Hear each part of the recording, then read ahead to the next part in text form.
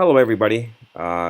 This video will describe the structure of the syllabus for your class, as well as highlight some of the sections. I'll try to make it brief so that you don't have to spend so much time on this. And so I will be focusing on certain sections only. For example, I'll be doing section SY1 or syllabus 1. We will talk a little bit about my information.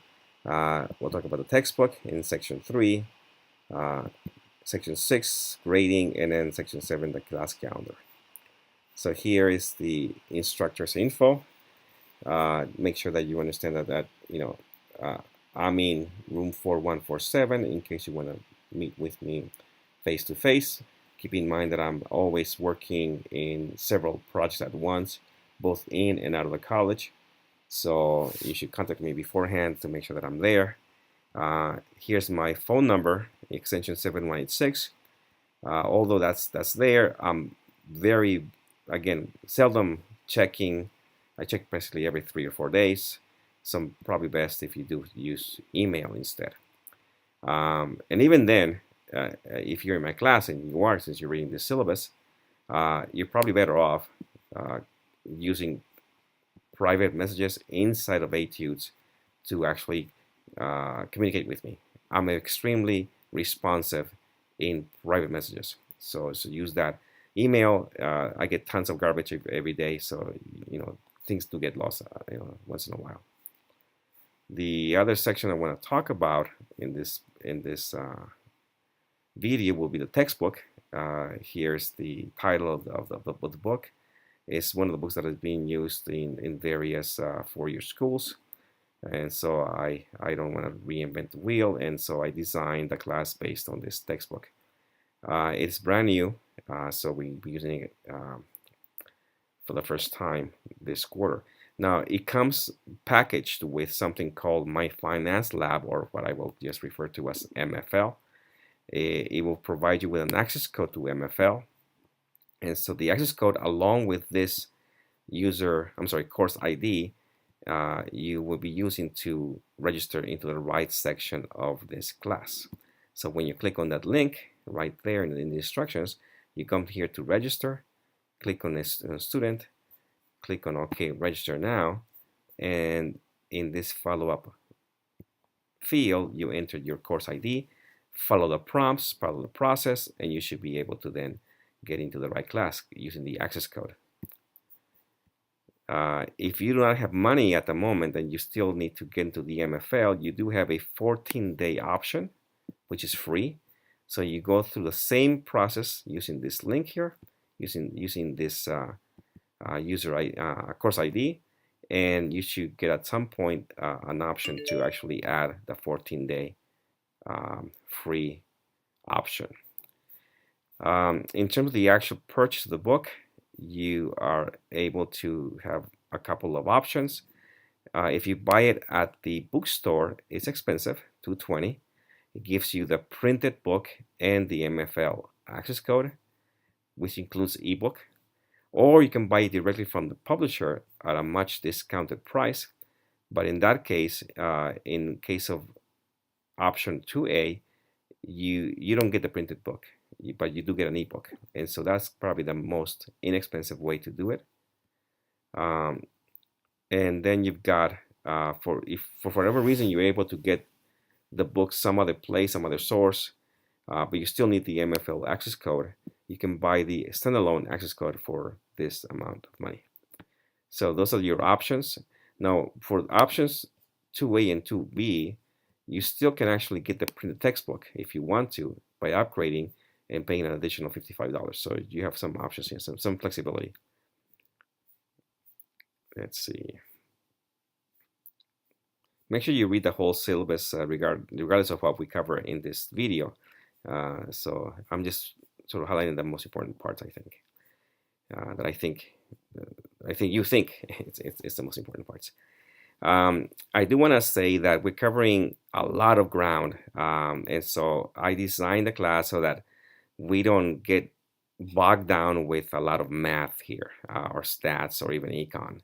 So I did pull out a lot of sections that are not that we don't need, in our, for our purposes here in this class. Notice that chapters 1 through 5 are full chapters, whereas the remainder chapters are actually partial, because that's, again, I took some things out. And again, I want to give you a true experience, the true experience of finance, of corporate finance. So I think we need to go all the way to 14 for that reason. And keep in mind that this class is normally a 16 to 18 week class. In any case, we only have 12 weeks. Actually, it's more like 11 and a half weeks. So even that kind of cuts down our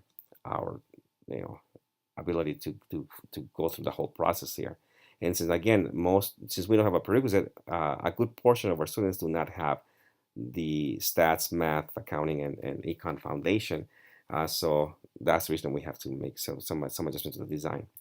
This class does transfer as units to the CSU system, but it doesn't transfer as a finance class. So you have to, if you need a finance class as in your major, when you transfer over to a different school, this class will probably not qualify as that finance class. You have to take it again, but in that case, it will be a full-fledged corporate finance, and you should be doing well since you've taken this class already here. Make sure you read these notes below here as well. In terms of grading, I kept it very simple this first time that I'm teaching this. So there's no exams, and so simply basically 5 quizzes and 4 quizzes and 10 homeworks. There's some chapters that only require quizzes and some require homeworks. In the case of homeworks, 9 out of 10 will count. The lowest grade will be dropped. So 9 times 9, 81% of your whole grade is the homework. And that will be based on your submission in MFL. Then there will be some other class activities, logins, in other words, attendance is logins 3 per week, with 1 being on Monday, and then 1 posting per chapter per week. That gives you the full 9 points for the class, for the grade. So 9 plus 81, that will be 90. And the quizzes are actually 2, 2, 4, and 2, so an additional 10 points. So that's what makes up your grade. And also, this is all done in MFL. If you want to know more about some of the items above, or some additional notes, read this section. Actually, you should read this section. It's important. Below here in this section, I do have for more detailed descriptions of the actual graded components, which I call deliverables. Read that on your own. And in terms of the calendar, I want to just explain the structure of it. On the left side, I've got the weeks: week 1, week 2, and week 3, and so on. If I look at week 2 as an example, you see that it runs from April 11th through April 17th.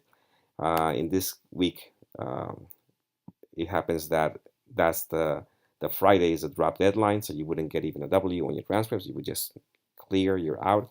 By week 8, that will be the withdrawal deadline. By that point, you can drop and you get W on your transcripts. Beyond that, you cannot drop the class no matter what, and you will get whatever grade you earn. In terms of, again, in the work itself, if you just use chapter 2 or week 2 as an example, your reading is and your homework is here listed in terms of the pages for the reading, and also the items that you need to solve to get the grade for the homework. And so you do the same thing for the most part each week, with the exception of basically the very first week, which we have only a quiz, and the last week, which we have 3 quizzes, and that will actually be similar approach, okay? But there are basically no exams or projects this time around. Finally, down here, there's some other sections you need to look into. I will just mention that the class here runs from Monday through Friday, Monday in the morning through Friday at noon. So any questions you might have, which you will post in your discussion forums in Etudes, must be done, if you want an answer from me and from your classmates, by before Friday at noon. So even though you have weekend submissions, weekend deadlines, or weekend due dates, um, if you need help, you need to work within that work week of Monday through Friday. I don't guarantee that I can be on over the weekend. So work accordingly. Most people actually like the weekend submissions, and so that's a convenience for you guys to have as an option. But I would suggest really highly that you actually do your work during the week. It's more convenient for all of us to be together and learn from each other. All right, so hopefully this was helpful. Enjoy.